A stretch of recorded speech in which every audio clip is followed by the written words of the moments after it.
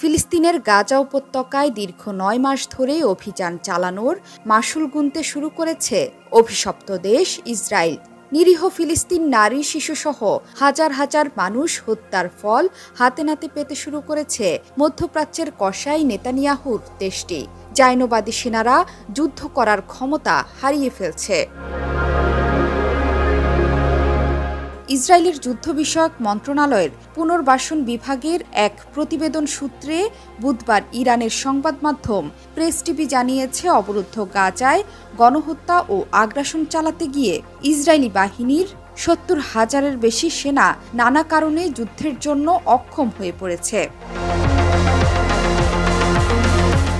গাজা যুদ্ধে এ পর্যন্ত ৮,০০০-এর বেশি গুরুতর আহত এবং হাজারের বেশি দখলদার সেনা নিহত হয়েছে।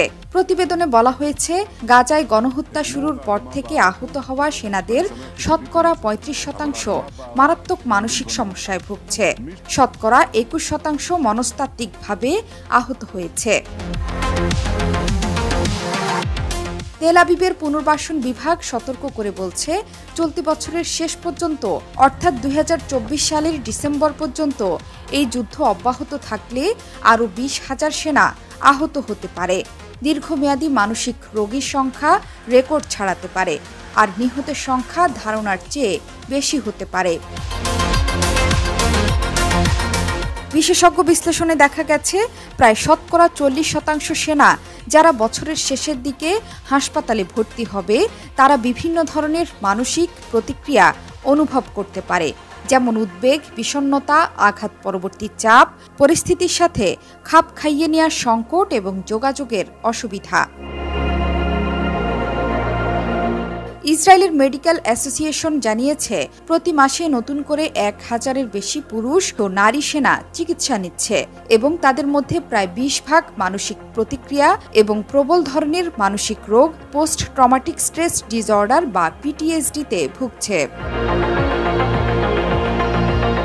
চলতি মাসের ৭ তারিখে ইলিরান মিজরানি নামে আরও এক দখলদার সেনা আত্মহত্যা করেছে।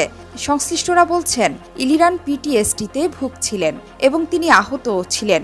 এর মধ্যেই তাকে আবারও যুদ্ধে যোগ দিতে বলা হলে তিনি আত্মহত্যা করেন। তবে ইলিরান একা নয়, এই তালিকা আরও বড় হচ্ছে। আশঙ্কা করা হচ্ছে, আরও সেনা সদস্য একই পথ বেছে নিতে পারে। মার্চ মাসে গবেষকদের একটি দল এক সমীক্ষার বরাতে জানায়, গাজা গণহত্যার পরে ৫০ লাখের বেশি ইসরায়েলি PTSD-র ঝুঁকিতে রয়েছে।